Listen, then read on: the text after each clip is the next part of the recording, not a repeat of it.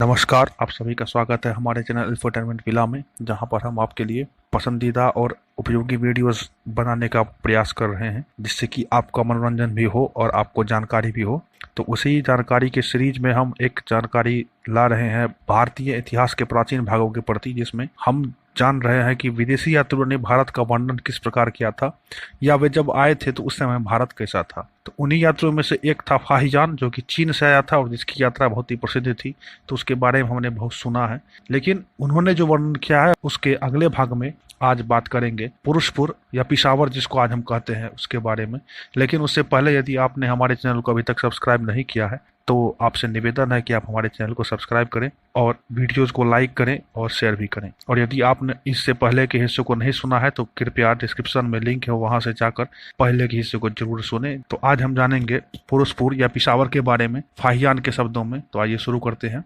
यात्रीगण 4 दिन में दक्षिण मार्ग से पिशावर पहुंचे। पूर्व काल में श्री बुद्धदेव ने यहाँ पर आनंद से कहा था कि मेरे परिनिर्वाण काल के बाद यहाँ कनिष्क नामक एक सम्राट होगा, वह इस स्थान पर एक स्तूप बनवावेगा। यह बात सच निकली। जब कनिष्क राज्य का अधिपति हुआ तब एक दिन एक गरड़िया उसके सामने एक स्तूप बना रहा था। राजा ने उससे पूछा कि तुम क्या कर रहे हो? उसने उत्तर दिया कि मैं बुद्धदेव का एक स्मारक बना रहा हूँ। उसी समय राजा का मन फिर गया। उसने भी स्तूप निर्माण कराने का निश्चय लिया।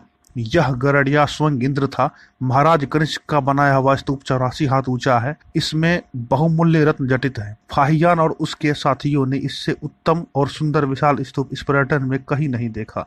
यह स्तूप देश देशांतरों में प्रसिद्ध है। समस्त जम्बूद्वीप में इससे सुंदर स्तूप अन्यत्र कहीं नहीं है। राजा के स्तूप के पास ही उस चरवाहे का बनाया हुआ स्तूप भी वर्तमान है। यह केवल 3 हाथ ऊंचा है। इस देश में श्री बुद्धदेव का भिक्षा पात्र वर्तमान है। पूर्व काल में यूची जाति के एक राजा ने इस देश पर आक्रमण किया था। वह भी बौद्ध धर्मावलंबी था। उसकी इच्छा हुई कि वह भिक्षा पात्र को उठा ले जावे। बुद्ध धर्म और संघ का पूजन करने के पश्चात उसने स्वयं उस भिक्षा पात्र को एक हाथी पर रखा, परंतु वह हाथी चल न सका, वह वहीं बैठ गया। तब राजा ने एक रथ मंगवाया और इस पात्र को रथ पर ले जाना चाहा। इस रथ से 8 हाथी लगाए गए, परंतु वह रथ भी अपने स्थान से आगे नहीं बढ़ सका। यह चमत्कार देख राजा लज्जित और निराश हो गया। उसको विश्वास हो गया कि उसके कर्म अभी उदय नहीं हुए हैं कि वह इस भिक्षा पात्र को उठा ले जा सके। वहां पर उसने एक स्तूप और एक संघाराम बनवाया। उसकी रक्षा का भी यथोचित प्रबंध कर दिया। एक सेना उसने वहां नियत किया। इस संघाराम में प्रायः 800 भिक्षु रहते हैं। मध्याह्न काल में वे उस पवित्र भिक्षा पात्र को बाहर निकालते हैं। प्रथम उसकी पूजा होती है, तदुपरांत वे भोजन करने बैठते हैं। संध्या समय भी ऐसा ही किया जाता है। उसमें 2 मुट्ठी भर आहार समा सकता। यह विविध रंगों का बना हुआ है। प्रधानता काले रंग की है, परंतु अन्य 3 रंग भी दिखाई पड़ते हैं। यह पात्र बहुत पतला है। इसका दल केवल 1/5 इंच चौड़ा है, परंतु यह अत्यंत चमकीला है। जब प्रेम से विह्वल होकर निर्धन लोग इसमें 2-4 फूल डालते हैं तो यह भर जाता है, परंतु धनी पुरुष बिना प्रेम और श्रद्धा के इसमें चाहे हजारों फूल चढ़ावे वह सदा खाली रहता है। पावयून और सांकिंग ने इस भिक्षा पात्र का दर्शन, पूजन और प्रतिष्ठा बड़े प्रेम के साथ किया। उन्होंने यहाँ से लौटने का भी निश्चय किया।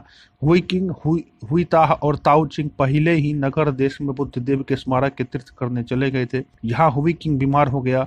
ताओचिंग उसकी सेवा करने के लिए ठहर गया। केवल हुईताह अकेले पुरुषपुर में आकर सबसे मिला। वहां से पावयून और सांकिंग के साथ वापस जाने को राजी हो गया। संघाराम में हुईकिंग की मृत्यु हो गई। फाहियान अकेले ही उस स्थान के दर्शन करने के लिए आगे बढ़ा जहां श्री बुद्धदेव के सिर की हड्डी रखी हुई थी। तो अब आगे के वर्णन में हम नगर क्षेत्र के बारे में जानेंगे, और भी बहुत सारे वर्णन उन्होंने अपने अद्भुत यात्रा में किया है, जहां पर हम देखते हैं कि हर यात्रा स्थल पर एक से एक चमत्कार हैं। और आपके सामने यह दृश्य आएगा कि किस तरह से भगवान बुद्ध के बाद पूरा भारत बुद्ध धर्म में परिवर्तित हो गया था। तो फिर ये बुद्ध धर्म से वापस सनातन धर्म में कैसे लोग आए, इसके बारे में भी हम जरूर